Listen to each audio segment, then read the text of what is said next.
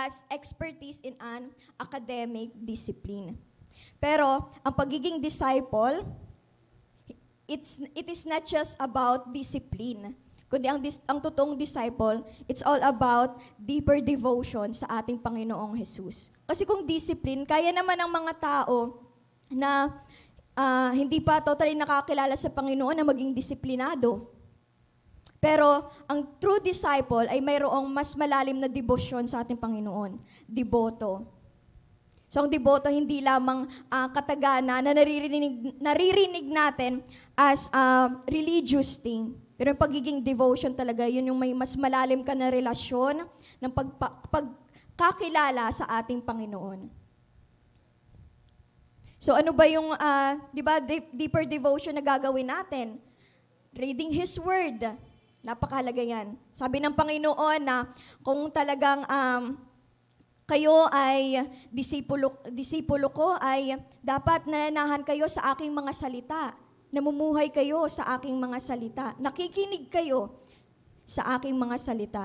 Sa pananalangin, ang Panginoon is a man of prayer. A God of prayer din, ang Panginoong Jesus. Na kung manalangin siya, grabe, buong magdamag. Pero, di ba, sinabi ng Panginoon, at least kahit isang oras, makapaglaan tayo ng oras sa pananalangin sa Kanya. Sa ating papuri at pagsamba, diyan natin napapakita yung ating devotion sa ating Panginoon. So, next slide is, ayan nga, discipleship. Ang discipleship, the process of learning to love and follow Jesus and becoming more like Him in our attitudes and actions. It's also seeking to make others disciples who want to do the same thing. So ito ay proseso. Ibig sabihin, tuloy-tuloy. Journey. Diba? Katulad ng pag-aaral natin, hindi lang basta kapag makagraduate ka, tapos na yung proseso ng pag-aaral or pagkatuto. Kundi hanggang sa huling hininga natin, patuloy tayong natututo. Patuloy yung pagkatuto natin.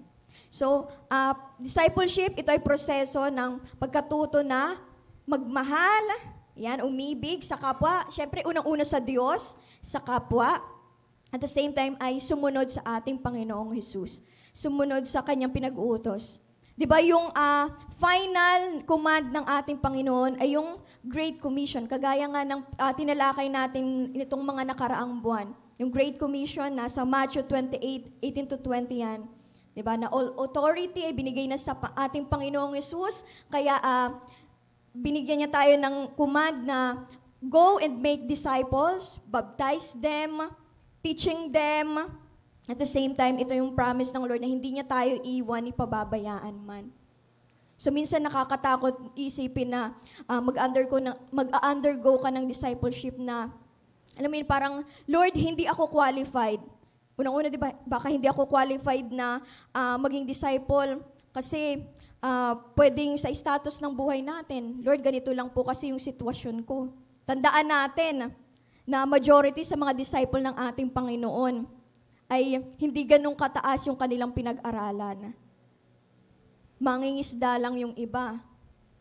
Pero, di ba, ipinapakita doon na sa biyaya ng Panginoon, magagawa natin na makapagdisipulo, magagawa natin na akayin yung iba para makakilala sa ating Panginoong Jesus. Sabi nga dito, discipleship is becoming more like Him. Hindi becoming more like kung sino man yung leader, kundi becoming more like Christ. Yan yung ating discipleship. Sabi dito, also seeking to make the others a disciple. So hindi lang na porke tayo ay sumusunod na sa Panginoong Jesus ay sa atin nahihinto. Kailangan tayo man din ay mayroong desire na makapag-alaga. At yung aalagaan natin ay, di ba, mayroon ding i-disciple. Katulad ng isang nanay, ngayon dahil Mother's Day naman. Di ba, na pag yung anak niya, syempre, pinupurso niya, dinidream niya na makita niyang lumaki, magkaroon din ng sariling pamilya. At patuloy natin na naririnig na parang mas nagiging mahal pa ng lola yung apo kaysa sa anak. Di ba, parang feeling natin, parang liles, parang grabe yung pagmamahal nila sa kanilang apo. So, ganun din sa atin, di ba? Kapag nakita natin na tayo nagde-disciple, tapos yung disciple natin meron na rin na inaalagaan, parang feeling mo lola ka na or lolo ka na. Pero ang sarap sa pakiramdam, di ba? Na nag-grow yung isang pamilya. Ayan. At sabi dito, who want to do the same thing. So kailangan, ayun yung lagi nating maipapasa sa next generation na tayo makapag-alaga, makapag-disipulo, at patuloy na mahayag ang ating Panginoong Hesus. Huwag nating hayaan na hanggang sa atin lang huminto, kundi magpatuloy ito. So ang discipleship ay tuloy-tuloy, kagaya nga 'di ba proseso, journey. So it is the initial call of Christ to men with whom He planned to associate in His purpose of world evangelization. Kung kaya ang Panginoong Hesus ay nagministeryo, nagpahayag ng mabuting balita ng kaharian ng ating Diyos, ay upang maihayag ang mabuting balita, ang pagpapahayag ng pag-ibig ng Diyos. At ito na, yung pagkatawag sa atin, ang mag-disciple. Diba? Yun yung ating pinaka-mission. Go and make disciples. Pagkat ang vision natin is maging witness yung mga tao na sa Jerusalem, yan, sa pamilya natin, sa Samaria, Judea, and to the ends of the earth. Maging disipulo ng ating Panginoong Hesus. At ang salitang disciple, di ba sinabi dyan na 200 plus, so pinapakita doon na hindi basta pagiging mananampalataya yung kailangan na i-create natin. Hindi lang basta maging mananampalataya, maging Kristiyano, kundi maging disipulo ni Kristo. So, ang discipleship ay, kagaya na nga ng sinabi ko kanina, merong dalawang salita na ingredient din para mas lalong, mas lalong maging gabay sa atin upang patuloy tayo na lumago sa ating pagdidisipulo. So, unang-una dyan is yung partnership. So, ano ba yung partnership? Ito yung, meron tayong katuwang kasama na magawa yung ating mission, ang ating vision. So, ang partnership, napakahalaga dyan yung pagtitiwala sa isa't isa. So, there must be a trustful relationship between the partners. Di ba? Kapag sa magkarelasyon, di ba? Hindi po pwede na yung isang side lang yung masusunod. Kailangan both side, merong pagtitiwala, merong submission din, naroon din, pagsunod. So, partnership, it requires submission. At ang partnership ay nasisira because of pride. Yun ang nagkukos ng division, ng separation. So, ang halimbawa niyan is yung sila Paul and Bernabe. Di ba? Yung moment na hahayo sila at gusto ni Bernabe na isama si John Mark. Pero ayaw ni Paul dahil, di ba, hindi siya nagtuloy-tuloy na sumama sa kanila. Nagpaiwan sa kanila. So, nagkaroon sila ng conflict hanggang sa nagdesisyon sila na mag-separate. Kapatid, sa discipleship, or sa partnership, may mga pagkakataon talaga na hindi kayo magkakaunawaan. Magkakaroon talaga ng conflict yan. Even sa relasyon ng discipler at sa disciple niya, magkakaroon talaga ng hindi pagkakaunawaan. Even yung mga disipulo ng ating Panginoon, di ba? Nung mag-suggest yung magkapatid na sabihin sa nanay nila na, Lord, yung anak ko ay paupuin niyo po sa kaliwa at kanan mo. Diba? Nagkaroon sila ng inggitan, ng jealousy. Pero, ang gusto ng Panginoon, mayroon tinuturo sa atin na kailangan natin yung isa't isa. Hindi porket na ikaw discipler ka na ay hindi mo na rin papakinggan yung side ng inaalagaan mo. Relationship yan, partnership, maging yung ating discipleship. So, sunod naman ay ang followership. So, followership, it is the ability to accomplish goals under a leader's direction. So, sa followership, ay mayroong leader na mag-guide sa'yo, magtuturo sa'yo sa mga bagay na gagawin mo. So, a successful followership, It involves following instruction. Katulad ng ginawa ng ating Panginoong Hesus. Binigyan niya tayo ng instruction na tayo ay humayo. Go and make disciples. Ano yung mga gagawin natin? Baptizing them, teaching them to obey. Ayan yung instruction na ibinigay sa atin ng ating Panginoong Hesus. Completing assigned tasks. Kailangan patuloy natin na magawa yung mission na ibinigay sa atin ng ating Panginoong Hesus. Na preach the gospel in our Jerusalem, Judea, Samaria, and to the ends of the earth. At the same time is supporting initiatives and being motivated. Kailangan mayroon tayong desire sa puso natin na sumunod sa pinapagawa ng ating Panginoong Hesus. Kasi kung hindi tayo susunod, walang mangyayari, di ba? Mapipilitan lang tayo. Imbis na makapagdisipulo tayo, makaakay tayo ng mga tao na mapalapit sa ating Panginoon, ay iba. Baka ang naisin lang natin is mapalapit sa atin na tayo yung gayahin, hindi ang Panginoong Hesus. Discipleship is being Christ-like. Ayan yung patuloy natin natatandaan. Hindi yung maging katulad tayo ng tayo yung physical na nakikita, nagiging mabuting ehemplo, nagiging mabuting halimbawa sa ating mga inaalagaan. Pero lagi nating tatandaan na direct pa rin sa Panginoong Hesus. Ang Panginoong Hesus pa rin ang ating sinusundan. Kasi kapag ang Panginoong Hesus yung ating patuloy na sinusundan, is, di ba, hindi rin maliligaw yung mga tao din na sumusunod sa atin. Hindi rin sila malalayo because mas magagabayan pa natin sila na mas mapalalim pa sa ating Panginoong Hesus. So good followers see the value in listening. Ganun kahalaga ang pakikinig. Di ba? Faith comes by hearing. At syempre, sa salita ng ating Panginoong Hesus, sa Bible, yung mga pangako niya, mga revelation niya sa atin, every time na mayroon tayong ginagawa natin ang ating personal devotion, napakahalaga na pakinggan natin yung tinig ng ating Panginoong Hesus.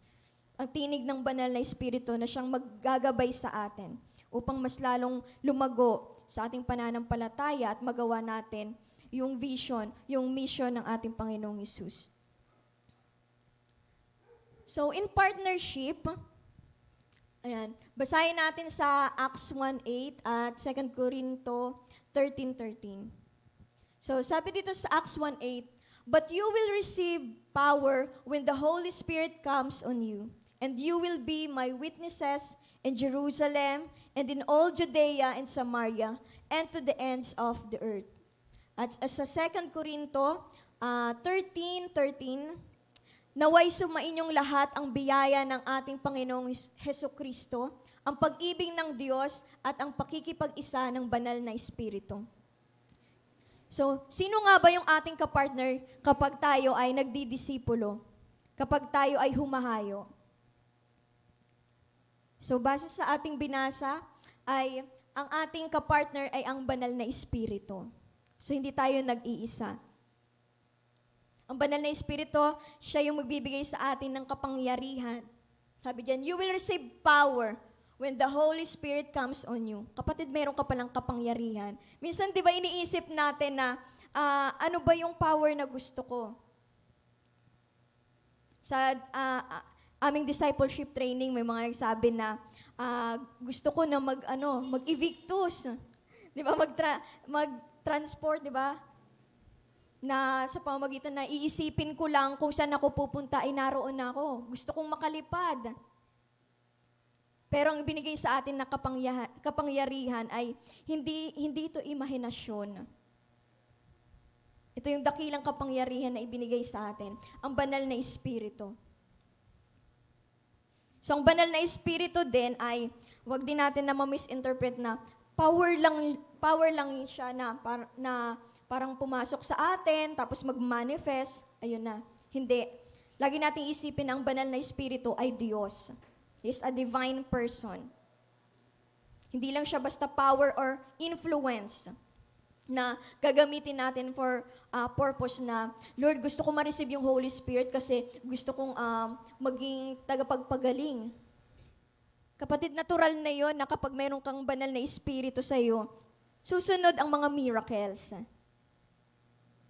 Kaya nga nang tinawag ng Panginoon yung kanyang mga disipulo na humayo, ang ibinigay niya sa kanila, binigyan sila ng kapangyarihan to cast out evil spirit, unclean spirit, na magpagaling.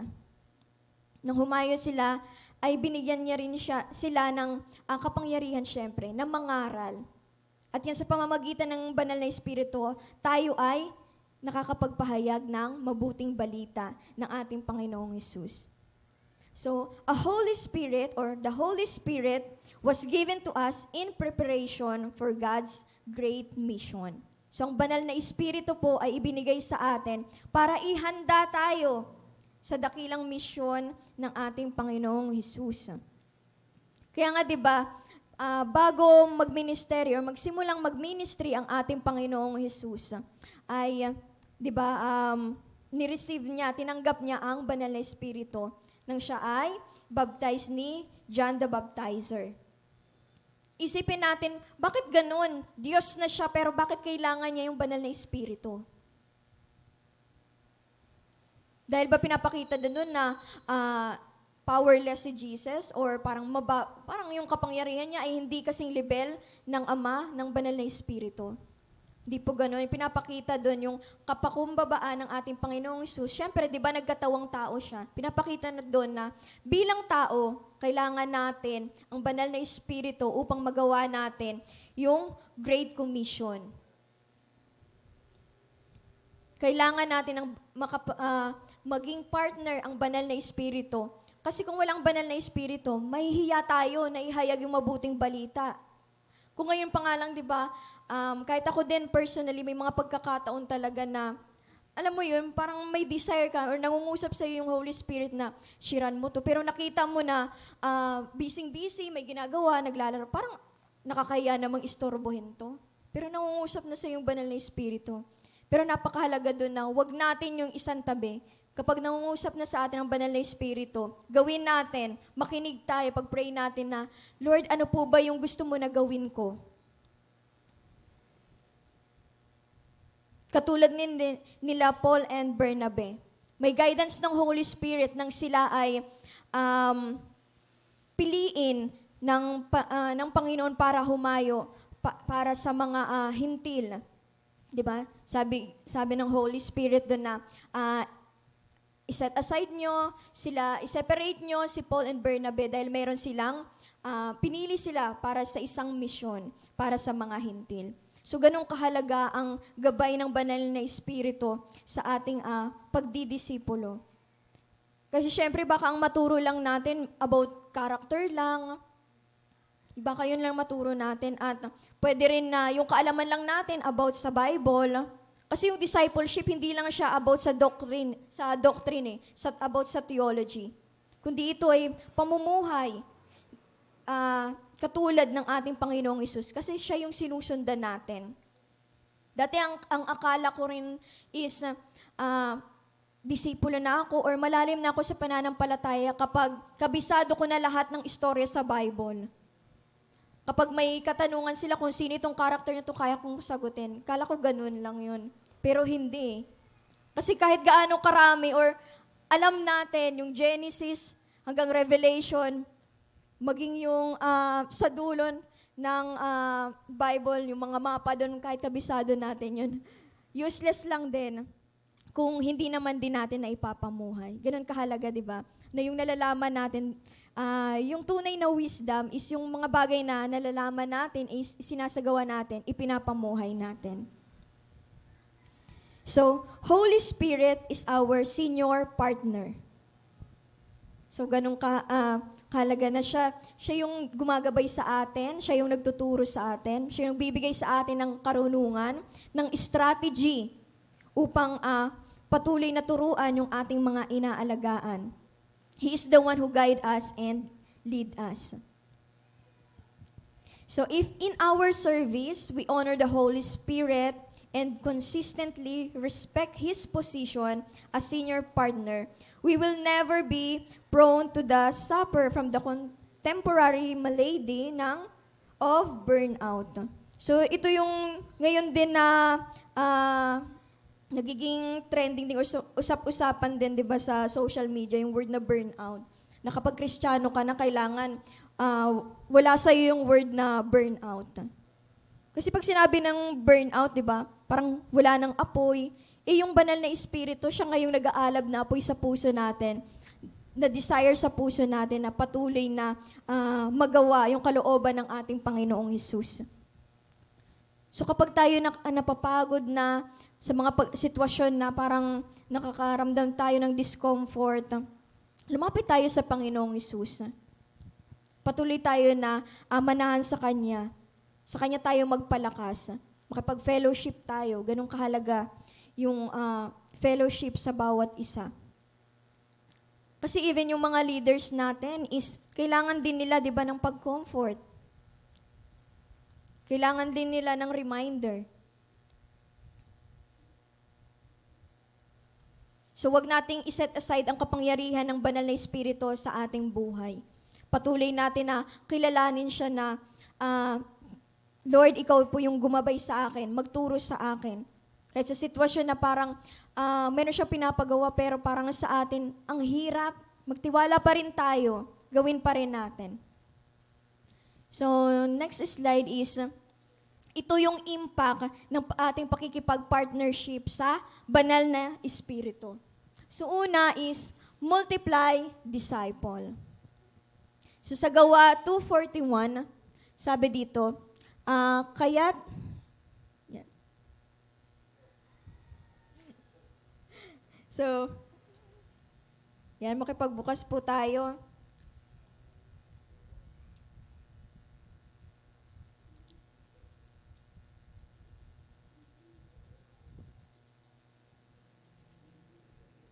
Sa Gawa 2:41.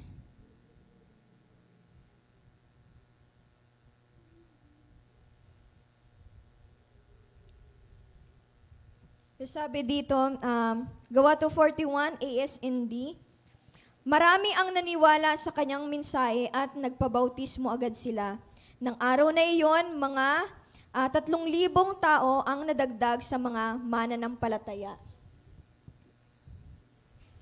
At basahin din natin sa Gawa 6:7. So yan, nasusundan po ba? So yung una is sa Gawa 2:41 at ngayon naman sa Gawa 6:7.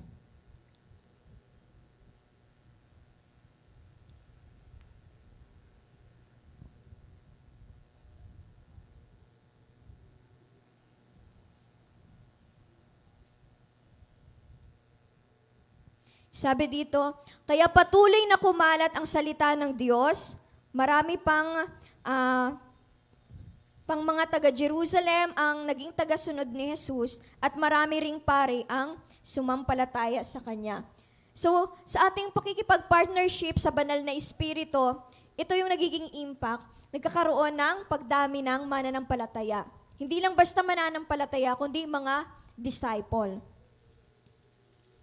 So to multiply disciples, we have to be a witness.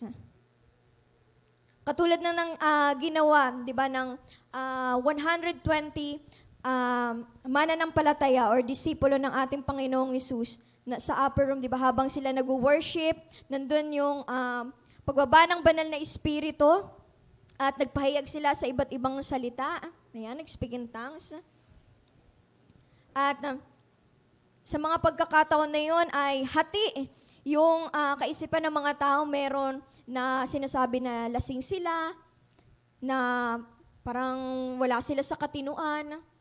Ganun. Pero meron din naman na manghang-mangha kasi bakit ganun? Yung salita ko ay katulad ng sa kanila, naiintindihan ko. At yung ipinapahayag doon, nang tumayo si Pedro ay ipinahayag niya syempre ang ginawa ng ating Panginoong Hesus, na siya ay namatay sa krus ng Kalbaryo para sa ating kaligtasan.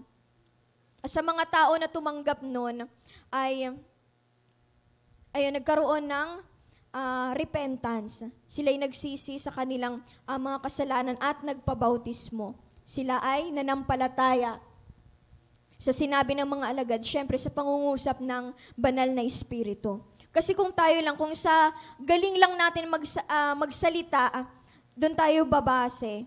Baka speaker lang tayo, 'di ba? Parang inspirational or motivational speaker lang tayo. Pero kapag tayo nagsalita ng kahit simple lang, basta sa patnubay ng banal na espiritu, ang impact niyan is tatagos yan sa puso ng tao na makakapakinig ng mensahe na sasabihin mo. Yung gospel na ipapahayag natin is ang impact niyan ay magkakaroon ng repentance. Tunay na pagsisisi sa mga tao na, 'di ba, nalaman nila yung katotohanan. So a witness siya yung tao na nakakita at nakarinig. Sa isang senaryo, 'di ba, napakahalaga na bilang witness kailangan naroon ka, nakita mo. Ganon din sa atin. At yung witness na ginagawa natin or bilang saksi ng ating Panginoong Hesus ay nakita natin yung kabutihan niya na ginagawa sa ating buhay.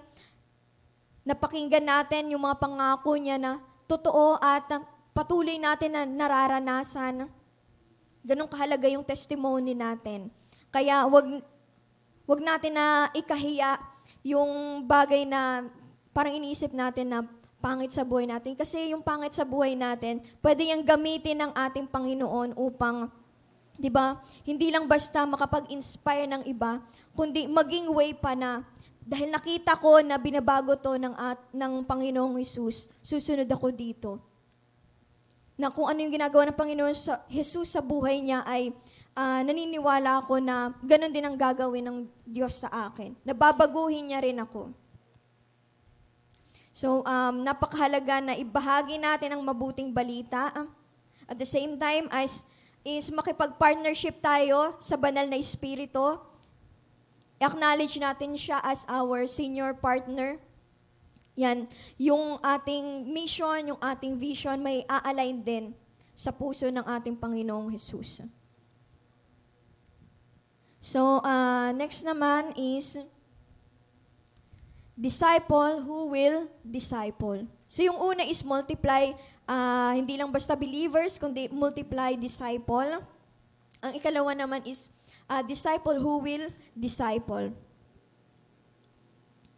So, in 2 Timoteo 2:2, ang mga narinig mo sa akin sa harap ng maraming saksi ay ituro mo rin sa mga taong mapagkakatiwalaan at may kakayahang magturo naman sa iba.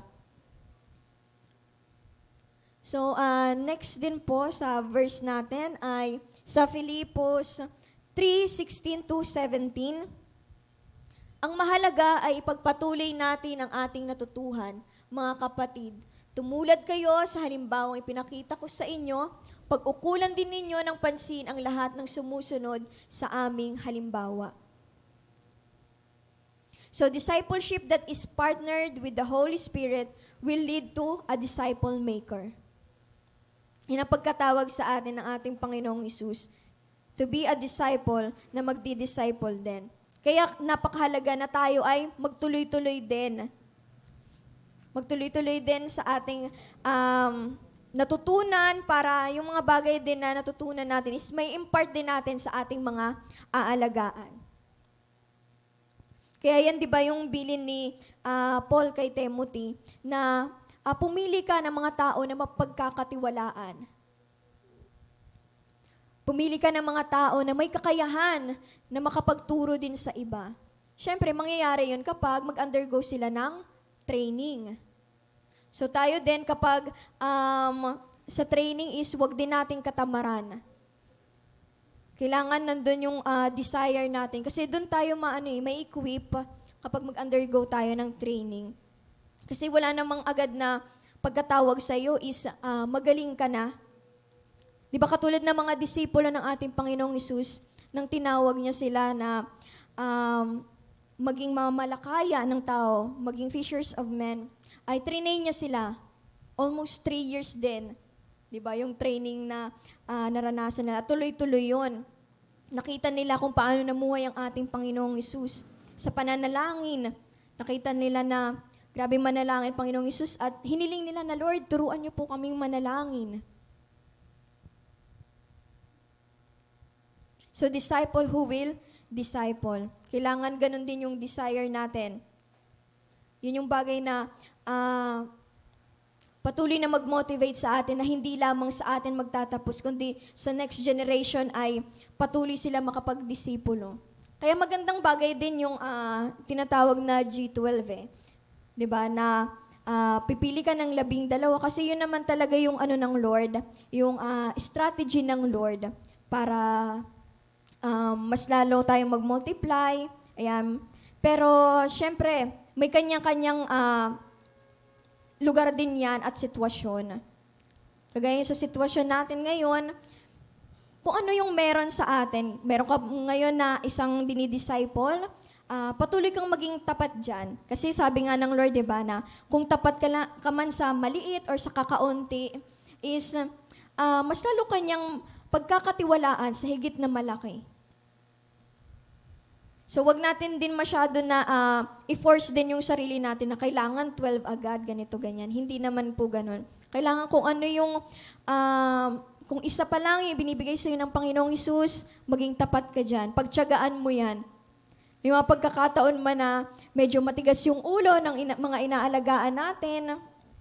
Kasi ganun din naman yung mga disipulo di ba? Nang trinay ng Panginoong Hesus, mayroong laging high blood. O, si Peter, di ba? Meron din na, alam mo yun. Pero, ganun talaga Much more on na pinagtutuunan natin sila ng pansin is, matitrain din yan. Patuloy natin isama sa panalangin, isama sa fellowship, mga gawain dito sa ating simbahan. At naniniwala ko na doon ay, hindi lang basta sila madidiscipline, kundi magkakaroon din sila ng deeper devotion sa ating Panginoong Hesus. So in Colossians 3:16, dito din pinapakita yung kahalagahan na kailangan deeper tayo or nananahan sa atin ang salita ng ating Panginoong Hesus. So yan, basahin ko po sa inyo. Wala po dyan sa slide. So sa Colossians 3:16,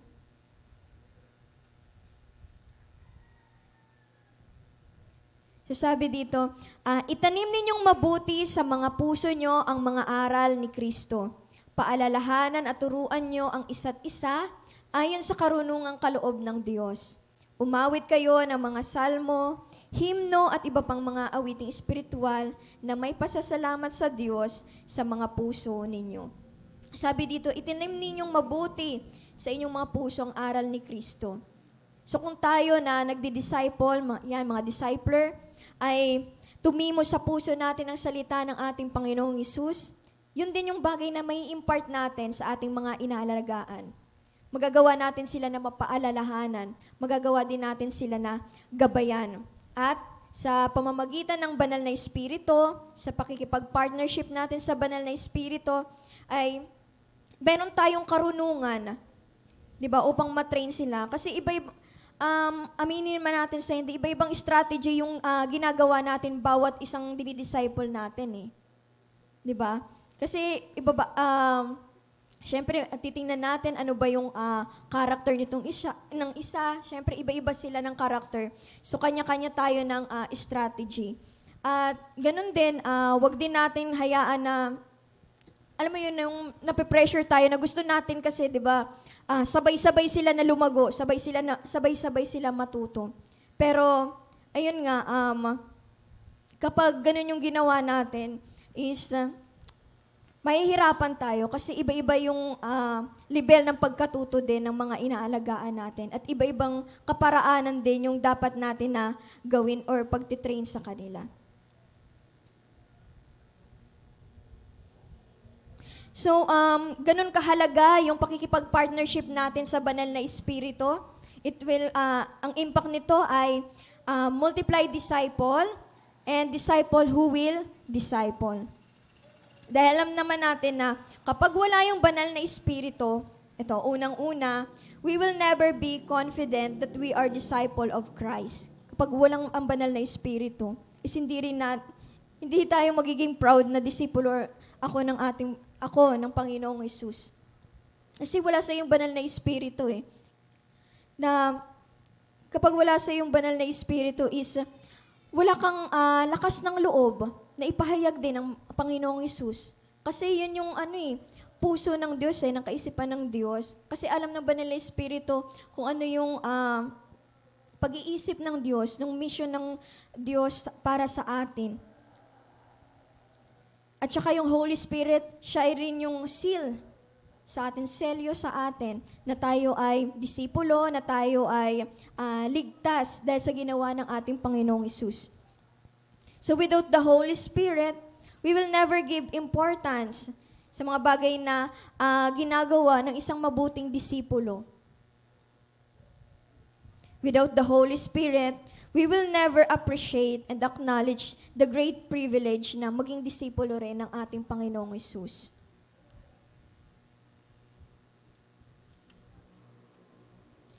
So, next naman is in followership. So, basahin natin sa Matthew 4:19 and sa Matthew 16:24. So, in Matthew 4:19, "Come, follow me," Jesus said, "and I will send you out to fish for people." At sa Matthew 16:24, "Then Jesus said to his disciples, 'If anyone wishes to follow me, he must deny himself and take up his cross and follow me." So in followership is, ang disciple, he is a learner who accepts the teaching of Christ. Hindi lang basta turo ng ating Panginoon, kundi yung views ng ating Panginoong Hesus. Yung practice na ginagawa ng ating Panginoong Hesus. We must follow Christ. So learning with the purpose to obey what is learned. Yung mga bagay na ginagawa ng ating Panginoong Hesus, na nabasa natin sa kanyang salita sa Bible, is yun yung guide natin, yun yung susundan natin ng view ng ating Panginoon. Yung vision pala ng ating Panginoong Hesus ay lahat ng tao ay maligtas. Kaya napakahalaga na ibahagi natin ang mabuting balita, ang paghahayag ng pag-ibig ng ating Panginoong Hesus. To make others to follow Christ, we must be Christ-like. Ganun kahalaga. Na habang tayo sumusunod sa ating Panginoong Hesus is nagiging reflection tayo ng ating Panginoong Hesus. Kailangan makita sa buhay natin na tayo'y tunay na tagasunod ng ating Panginoong Hesus. And they will also need to encounter Christ. Paano nila ma-encounter ang Panginoong Hesus? Siyempre, sa paghahayag din natin ng ating testimony. Paghahayag din natin na kung paano tayo binago ng Panginoong Hesus at patuloy pa na binabago. So, focus tayo sa Matthew 16:24. So, sabi dyan na, "Then Jesus said to his disciples, 'If anyone wishes to follow me, he must deny himself.'" In denying ourselves, ayan, tayo ay siniset aside natin yung ating selfish interest. So, yan sa next slide po. So, basahin natin sa Philippians 2:3-4.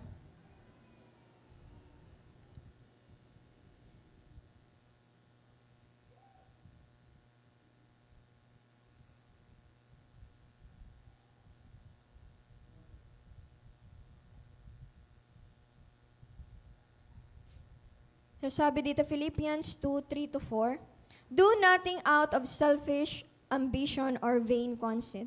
Rather, in humility, value others above yourself, not looking to your own interests, but each of you to the interests of the others."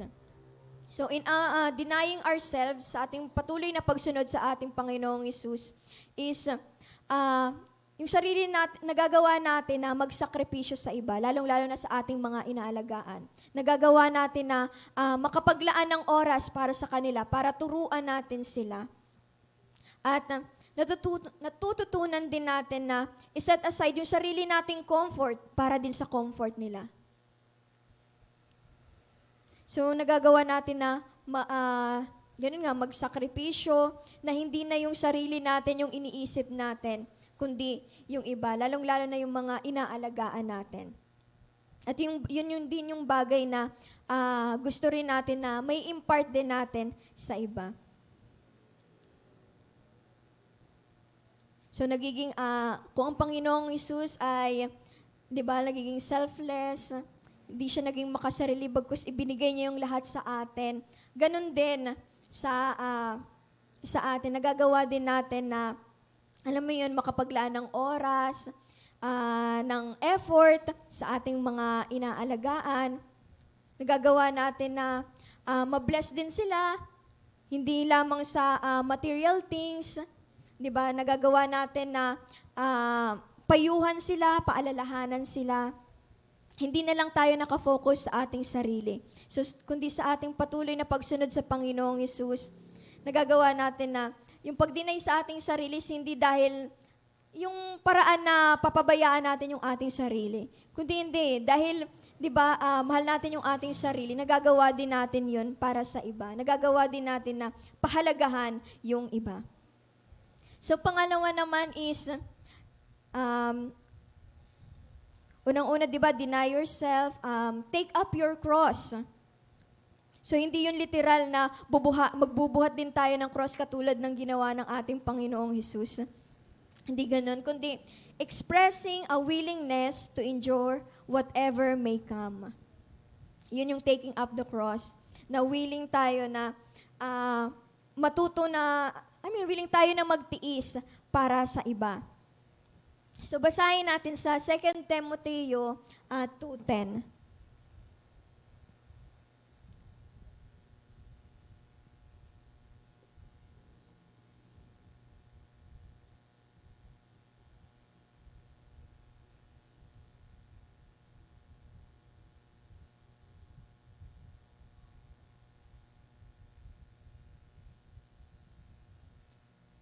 Sabi dito, 2 Timothy 2:10, dahil dito, tinitiis ko ang lahat ng paghihirap alang-alang sa mga pinili ng Diyos para makamtan din nila ang kaligtasan na kay Kristo Hesus at ang buhay na walang hanggan. So parte yan ng ating pagsunod sa ating Panginoong Hesus, pagtitiis.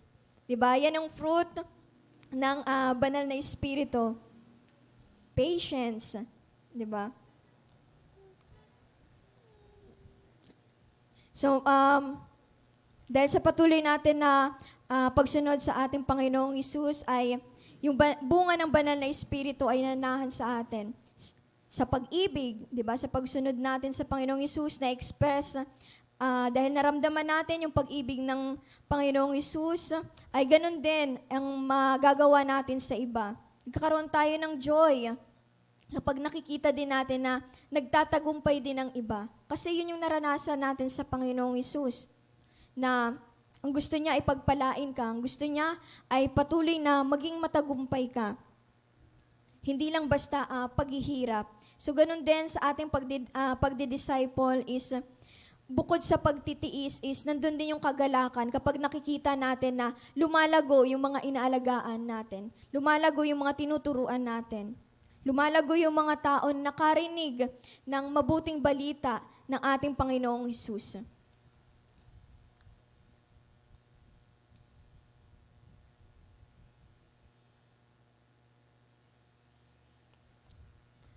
And lastly, die for Christ.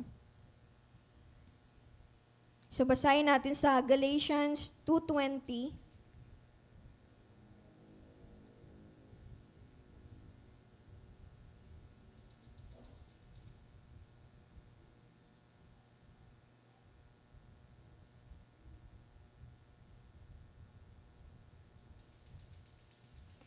I have been crucified with Christ, and I no longer live, but Christ lives in me. The life now I live in the body, I live by faith in the Son of God, who loved me and gave Himself for me. So sa ASND, namatay akong kasama ni Kristo sa krus, hindi na ako nabubuhay sa aking sarili, kundi si Kristo na. Ipinapamuhay ko ang buhay kong ito sa pamamagitan ng pananampalataya sa anak ng Diyos na nagmahal sa akin at nag-alay ng buhay niya para sa akin. Ito yung bagay na mabigat-bigat sa ating pagsunod sa ating Panginoong Hesus. Na kapag tayo ay dumating sa punto na buhay na yung kapalit. Pero lagi nating tatandaan na hindi kinahiya ng Panginoong Hesus na mamatay sa krus ng Kalbaryo para sa atin. Kaya ganun din.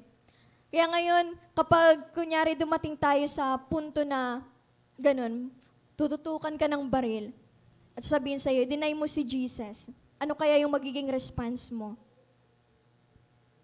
Handa ka ba na mamatay para sa Panginoong Hesus? Sabi nga ni Paul, di ba, na to live is, ano ba yun? Yung kamatayan ay nagiging gain sa Kanya. Di ba, ang mabuhay ay si Kristo at yung kamatayan ay gain sa Kanya. So, ganun din sa atin. Pero hindi dun sinasabi na mamatay ka agad ngayon, di ba? Or hanapin mo yung kamatayan dahil lang sa Siyempre, nandyan yung banal na espiritu, i-guide ka niya. Although kay Paul, di ba, naranasan niya na kapag ginaguide siya ng banal na espiritu, laging pinapaalala sa kanya na kahit saang lugar ka pumunta, buhay mo yung patuloy na magiging, alam mo yun, parang laging nasa trahedya siya. Pero grabe yung pag-iingat ng Diyos sa kanya. Nandiyan yung makagat siya ng ulupong, pero buhay pa. Nandiyan yung batuhin siya hanggang mamatay, pero buhay pa. Bakit ganun kagrabe yung desire niya? Bakit ganun siya ka-motivated na sumunod sa Panginoong Hesus? Kasi na-encounter niya mismo ang Panginoong Hesus.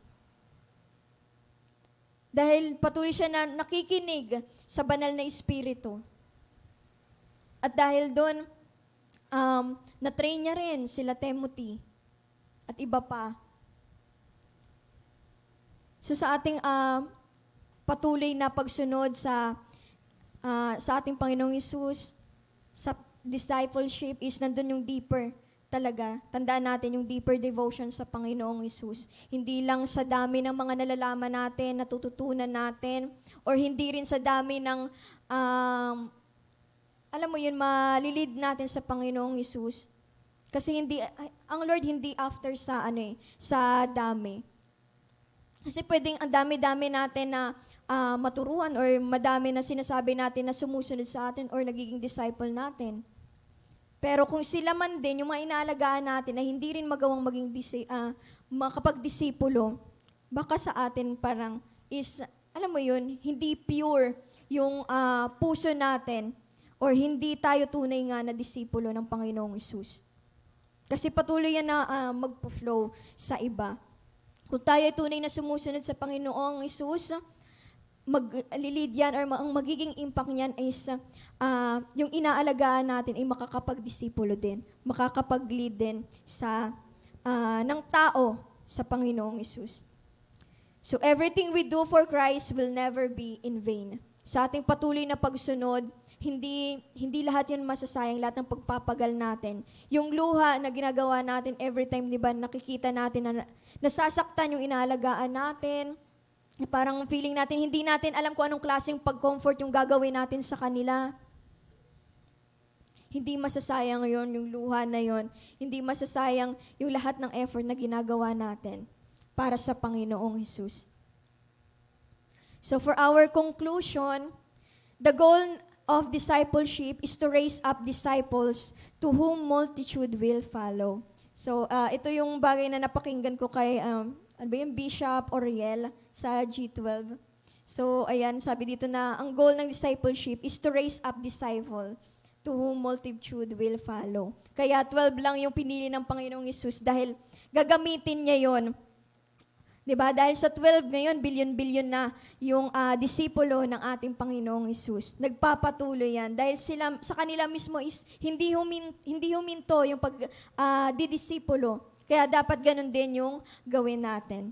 So discipleship also, it involves commitment.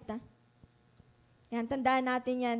It involves commitment. Katulad ng sinabi ni Peter na, Lord, saan pa po kami pupunta? Nasa iyo na yung salita na nagbibigay buhay.